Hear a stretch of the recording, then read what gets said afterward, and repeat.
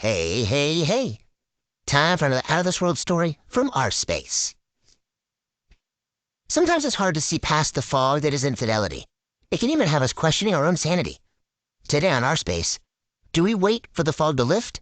Or do we walk blindly forward and trust our feet beneath us? You be the judge.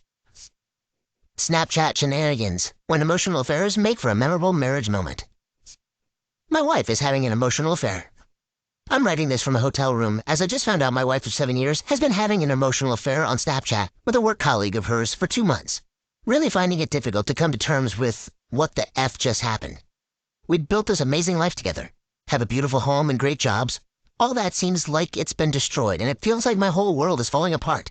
Even though there's been nothing physical from what I can establish, I still feel absolutely crushed and betrayed.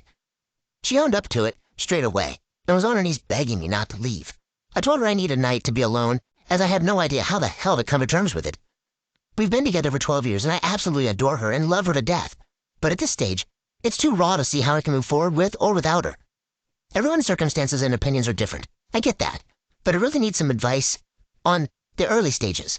What are some of the worst things you can do in my position? Furthermore, I feel numb and don't know what to do. Ask for advice, you're gonna get it. Chumpy Snack from the community says, don't make any rash decisions. You're going to be going through a lot of emotions. Months of hard times. Don't feel like you need to stick with any decisions you make now, either. She didn't stick with her vows. You have leeway to change your mind as many times as you want. Whenever you want. She needs to leave the job for your marriage to have a chance. She needs to go no contact with him. You need full access to her phone and location at all times. To be honest, you can never fully trust her again. You need to discover if you can live in a world where your most intimate partner doesn't consider you her most intimate partner. It took me about 6 months of PTSD to realize that I needed to move on from being in that world after half my life with her. Good luck, friend.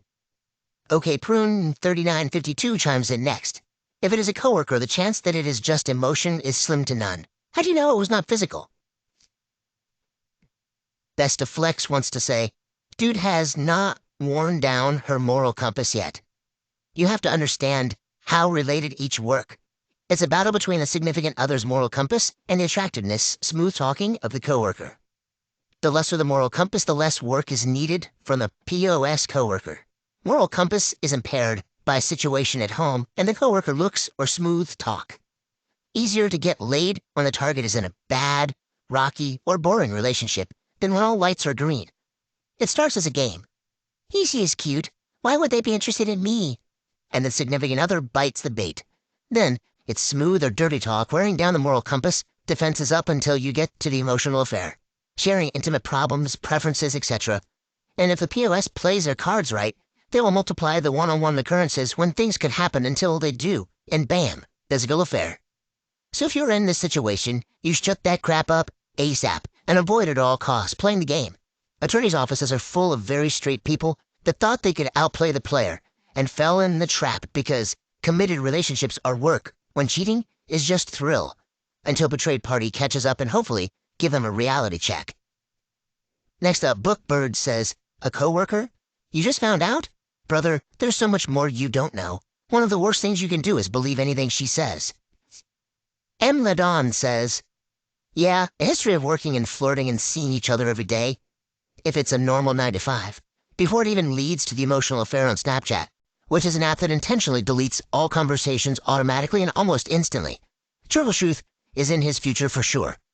The #1 source of affair partners is coworkers. I think there's a lot of truth in what these comments are saying, OP. You absolutely do not need to make a decision now. I think in times like these, everything becomes such a blur that it's hard to really see anything clearly and even make sense of what you're feeling. It just feels like you're caught in a storm. Best to take your time so you can see the road ahead of you a little bit more clearly, as there's a lot lurking in the shadows right now that you need to uncover first. Your well-being is the most important thing right now. OP updates in the comments section, 22 days later. Firstly, I just wanted to reach out and say thanks for all your comments, whether it was supportive, constructive, or informative. It really helped and made me realize I'm not alone. I'm sorry it's taken so long for an update, but I'm an absolute mess.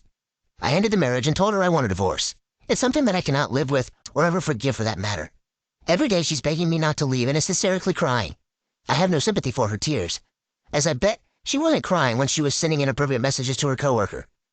I sent screenshots of the messages to the coworker's wife, as she has a right to know.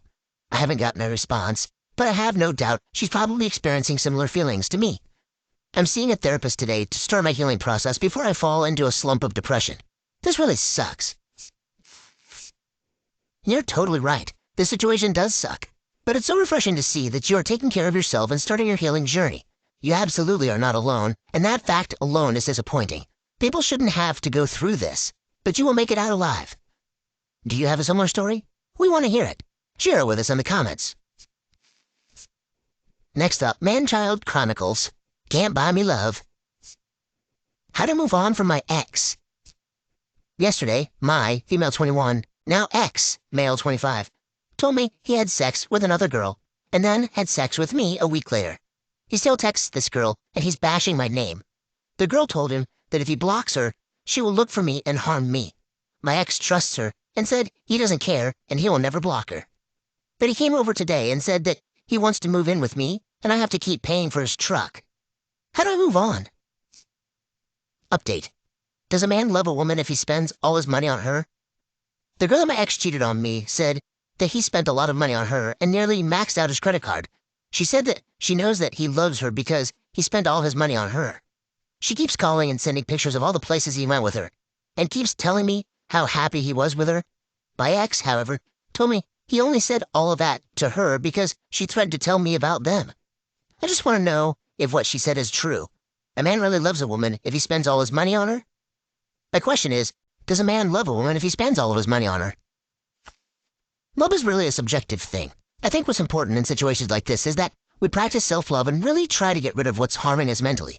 It doesn't seem like it's a very healthy or safe environment you're putting yourself through by staying in contact with these people. Some people will say or do anything just to hurt someone. Update.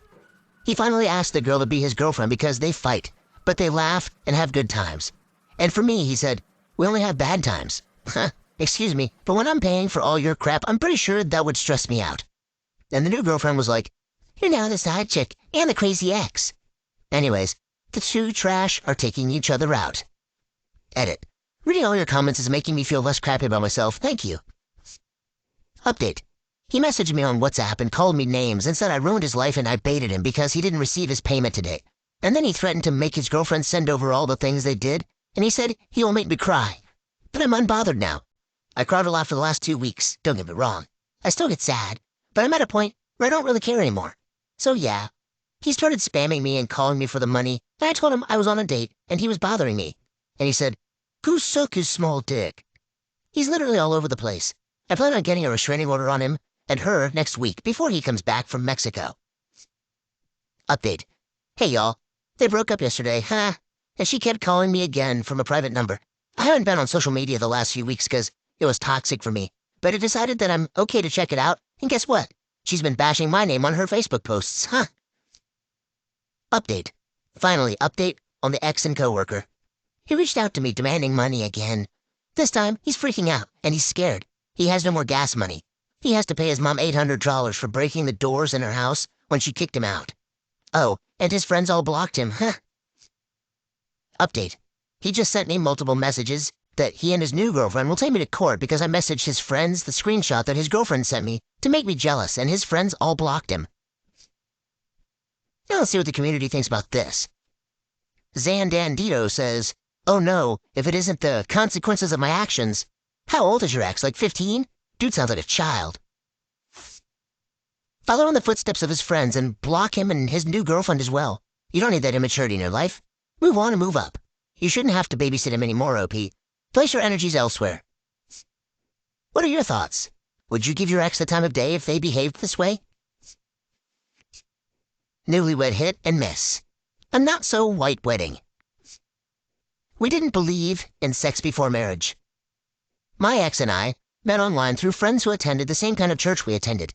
It was common to have some matching within our denomination, as we were in our late 20s and ready to settle down. He was cute, we liked the same things, and more importantly, we had the same religious values. Or so I thought. We dated for a few months, and once we agreed we wanted the same things out of life, we met in person, spent time at each other's churches, and ultimately decided we wanted to start a life together. Mind you, my previous religious convictions were no stranger to swift engagements, because we didn't believe in having sex before marriage. Neither of us were virgins, but we had both converted, and we both wanted to wait for marriage this time around. Or so he told me. And they view love as something you learn along the way, rather than taking the time to build it before marriage. Okay, so within 9 months, we have our wedding. It was small and quaint, and I was so excited and happy. Our honeymoon was basically the drive from my state, where we got married, and his state, where we were going to live. This is where it gets fun. We were sightseeing, and he took a picture of me.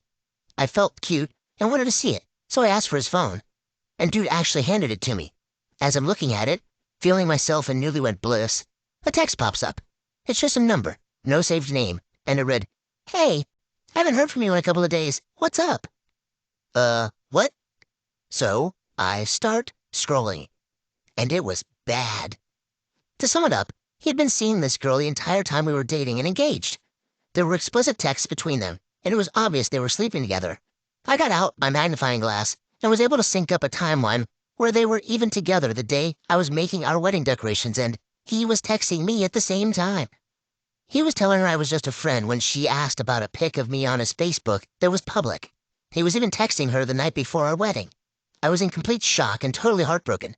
We got to our hotel that night, and I had to watch my brand new husband break up with his side chick via text, telling her he is married now, and see her respond, "It's that girl from that picture. You married her?"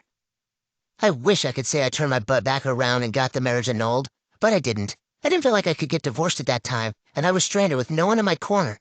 A few months later, I found condoms in his car while cleaning it out, like a good housewife. He was awful, to be honest.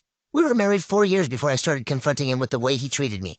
With the help of some friends I made after we moved out of state and went to a new kind of church. Turns out, he didn't like a wife who stood up for herself, and he left me. I was happy to see him go. Everyone in my new church supported me since he left me with almost nothing. 2 months after he left, he knocked up a girl and proposed to her before our divorce papers were in. You can probably do the math on that one. That poor girl. As for me, I am happily working on myself and no longer allowing douchebags in my life. Hair flip, never been happier. Oh, I'm happy to hear that you're happily working on yourself after all that OP. What an absolute headache, not to mention a heartbreak. It's unfortunate that you felt you couldn't leave him after finding out his infidelity. I'm sorry he treated you the way he did. I wonder if he was behaving that way and waiting for you to leave all along, but you never did. Finally, he had no choice. His plan backfired, and he decided to leave. Some people like your ex truly try to make life hard for their partners, so they don't have the responsibility of leaving. He didn't want someone who asked questions. More importantly, someone who questioned him. He was looking for a quiet little housewife that would make it look like he had the perfect life on the outside. What do you think? Have you ever tried to leave a relationship but felt you couldn't? Let us know below. And thank you for joining us today on Our Space. Be sure to like and subscribe and hit that notification bell so you don't miss out on our next video. We hate for you to miss one. Until next time.